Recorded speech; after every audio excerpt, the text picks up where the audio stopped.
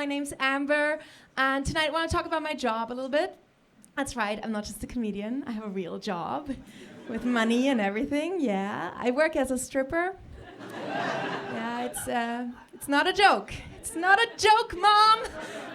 No, sometimes people think that that's just a joke that I tell on stage, and they get a bit confused, and then they come up to me after the show and ask me, "Are you actually a stripper?" And I always have to explain to them that yes, that's what I do for a living, and tell your dad I said hi. Yeah, people always think that strippers have daddy issues. Dads love me. Like, no issues there at all. And being a stripper and a comedian is great because I've been stripping for 10 years. And when I started doing comedy like 3 years ago, my parents weren't really that disappointed. Nah, it's great, and it changes your perspective. They say to get over your fear of public speaking, you just picture the audience in their underwear. Yeah. For me to feel more confident, I picture myself in underwear. Yeah, and looking around the room, some of you are doing the same thing right now. Yep. Yep. Okay. Yeah. I get very different reactions from crowds when I tell them what I do for a living. Men usually start listening more intently, yeah. Because to be fair, most of them didn't know we could talk. And I do think even though they know this is a comedy show, they just don't lose hope, you know? They're like, maybe her jokes won't work that well. Maybe she's gonna get a bit desperate. Maybe I get to see a boob, even two. No, it costs more than a comedy ticket to see those, sorry. Yeah, and then women react in two different ways. Like half of the women are a bit skeptical. They're a bit like, okay, who's she, you know? And if they're here with their partner, they start aggressively holding his hand. Like, don't take him, don't steal my man. Don't worry, ladies. After 10 years in the business, I don't even like men anymore. Except, of course, for you guys. You're special. You're not all like all the other. Anyway, no, because look, working in the strip club has given me trust issues. Because I learned that men will promise me just about anything if they're horny. You know, I've heard these big, unrealistic, empty promises over the years. Promises like, sure, I'm gonna come back from the ATM and pay you. I've been hurt so many times. Yeah, it makes dating hard for me because, yeah, I have trust issues. But here's what I realized. I think it's also hard for a lot of men to date me. Here's what I noticed. Some of my past partners have been like almost scared or at least a bit intimidated by me, especially when it came to sex. And I don't really know why. Like, is it the tail or the talons? No, I think it's because when they see me performing in my 8-inch stripper heels and my big power pussy persona, you know, it can be quite powerful. And I think they feel like they have to somehow match that energy in bed. Yeah, and that puts on so much pressure, right? So I just picture them like giving themselves a pep talk before they're about to sleep with me, like in the bathroom in front of the mirror. They're like, you got this. Show her who's the man. You better bring a fucking A game. And then they like slap themselves in the face. And meanwhile, I'm over here thinking, hello, wrong face, dude. I'm right here. Give me a cheer if you're kinky. That joke was for you. And then, like, the other part of the female audience reacts differently. They're like, oh my God, I want to be a stripper too. It sounds so fun. Yeah, cheer if you recognize yourself.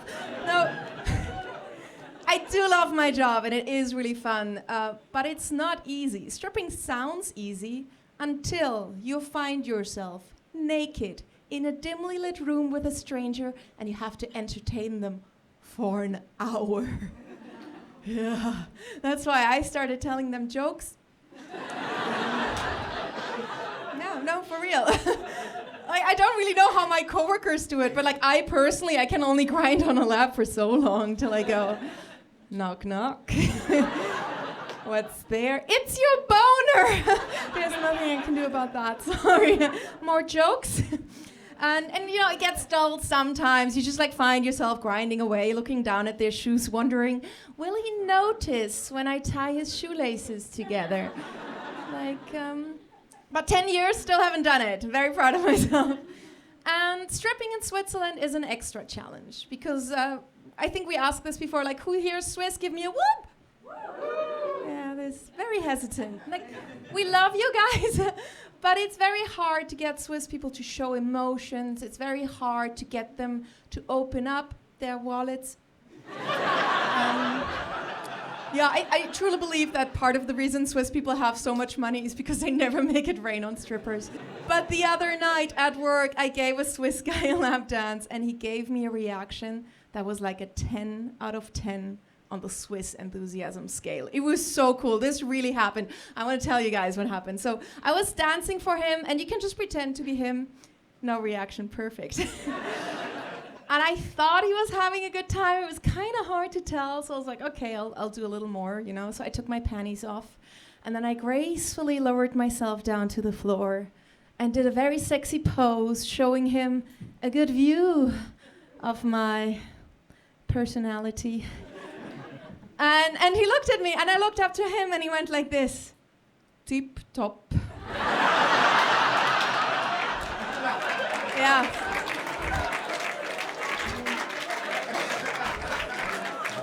This really happened. And you know, it feels so good. It feels so good to know you're making a difference in someone's life. Yeah. But it's not just the Swiss that can be a challenge. A different night, I had a client who was like very obnoxious. He was very full of himself. He kept talking a lot. First, I thought he was on coke, but he was just American.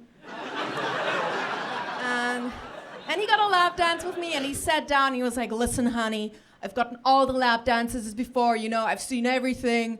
But you know, go ahead, surprise me. I want to be surprised." I was like, "Okay." Not the most charming intro, but I like a good challenge. So I was like, all right. So I danced for him. I did my normal stuff, got naked. And then towards the end of the dance, I was like, are you ready for your surprise? And he was like, yeah. So I was like, okay, watch me. And I took my finger and I licked it. And then I very slowly stuck it all the way up my nose. Yeah. No, he did not like that. But he was surprised. Yeah, what do we learn from that? Be careful what you wish for. I get weird conversations too sometimes. The other night someone asked me while I was working in the strip club, he was like, why do you work here? Why don't you get like a real job and work at McDonald's like a normal girl? Yeah, wow, exactly. And I thought about it and I think it's so stupid, right? Why should I work at McDonald's and sell Happy Meals when I can be the Happy Meal? Sometimes there's even a toy inside. Yeah. No, but this whole idea that stripping isn't a real job, I think it's so dumb because especially since when I get booked to do like a bachelor party or something, I get booked to come dressed up as someone who has like a very respectable profession. Like they book me to come dressed up as a policewoman or a nurse or a cow. And I wondered why that is. And I think it's just that we as a society, it really turns us on, like this idea that underneath the uniform, there's just a real dirty slut with no morals. Yeah, that's hot. And it really explains why I never get booked to come dressed up as a politician. Yeah. So my dad follows me on Instagram, which is awkward when I think about it for too long because that's where I advertise my OnlyFans. That's right, strippers can do home office too. And but like he's not very like he knows his place. He's never like doing anything inappropriate. Like he never comments on my pictures saying, "Good job, honey, that thong looks great on you." Never does that. And he only likes the pictures where I'm wearing pants. So I get about 2 likes from him per year. And I think he just wants to be supportive, you know? He just wants to show up for me. And I'm thinking, Dad, it's really great that you're like showing me attention, but you're about 25 years too late. I already am a stripper. Yeah, but it got me thinking, what would happen if I ever met my dad at work? Yeah, that's like the worst case scenario. Imagine like dancing up on the pole and in he walks. What do you do? And I figured it out. I think I would just walk up to him and be like, hey, listen, hi. I know you're my dad, but for $500, you could be my daddy. You guys have been tip top. Thank you so much.